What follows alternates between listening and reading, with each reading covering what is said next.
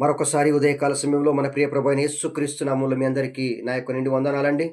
నిన్నటి దినాన లూకా సువార్త 19వ అధ్యాయము 8వ వచనాన్ని మనం చదువుకున్నాం. జక్కయ్య నిలువబడి, ఇదిగో ప్రభువా, నా ఆస్తిలో సగం బీదలకిచ్చుచున్నాను.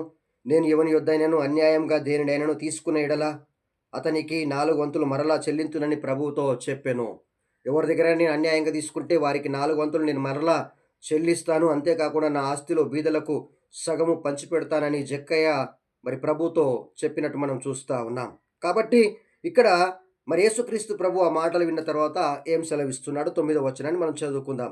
అందుకు యేసు, ఇతడును అబ్రహాము కుమారుడే, ఎందుకనగా నేడు ఈ ఇంటికి రక్షణ వచ్చి ఉన్నది. చూడండి, ఎప్పుడైతే జక్కయ్య తన తప్పును తాను తెలుసుకొని తాను చేసిన పొరపాట్లు ఏవైనా ఉన్నట్టయితే వాటిని సరిదిద్దుకుంటానని యేసుక్రీస్తు ప్రభువుతో సెలవిచ్చున్నాడో, అప్పుడు యేసుక్రీస్తు ప్రభు సెలవిస్తున్న మాట, అందుకు యేసు, ఇతడును అబ్రహాము కుమారుడే, ఎందుకనగా నేడు ఈ ఇంటికి రక్షణ వచ్చి ఉన్నదనే విషయాన్ని మనము గమనించాం కదా.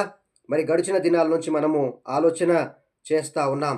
ఏ విషయాలను మనము ఆలోచన చేసి ఉన్నామంటే, పానదాయకుల అధిపతి తాను చేసిన పొరపాటును తాను సరిదిద్దుకున్నాడు కనుక దేవుడు అతని కుటుంబానికి, అంతేకాకుండా అతని రాజ్యం మీదికి, అతని దేశం మీదికి కరువు రాకుండా కాపాడాడు అనే విషయాన్ని మనమందరం కూడా గమనించాలి.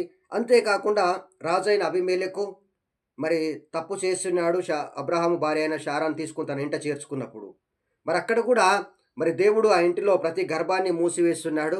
కాబట్టి అబీమెలెకు ఎప్పుడైతే తన తప్పును తాను తెలుసుకొని తిరిగి అబ్రహాం భార్య అయిన శారాను తనకు అప్పగించాడో, దేవుడు ఆ ఇంటిలో ఉన్న మూసివేయబడిన ప్రతి గర్భాన్ని తెరిచాడనే విషయాన్ని మనము గమనించాలి.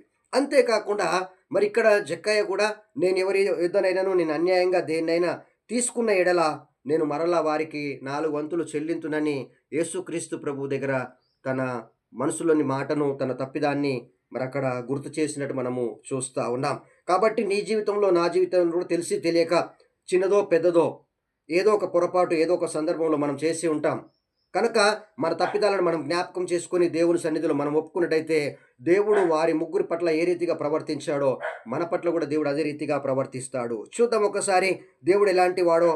యెహెజ్కేలు గ్రంథం 18వ అధ్యాయము 22వ వచనాన్ని మనం చూసినట్టయితే, ఇక్కడ రాయబడిన మాటను చదువుకొని మనం ముగించుకుందాం ఈ అంశాన్ని ఇంతటితో.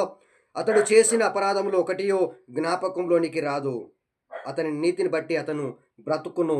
చూడండి, మనం మన తప్పిదాలను ఎప్పుడైతే ఒప్పుకుంటామో మన దేవుడు మన తప్పిదాలను జ్ఞాపకం చేసుకోడు. 21వ వచనంలో, అయితే దుష్టుడు తాను చేసిన పాపములన్నిటిని విడిచి నా కట్టడలను అనుసరించి నీతిని అనుసరించి న్యాయం జరిగించిన యెడల అతడు మరణము నొందడు, అవశ్యముగా అతడు బ్రతుకును అనే మాటను ఇక్కడ తెలియపరుచున్నాడు. కనుక మీ అందరికీ ఈ యొక్క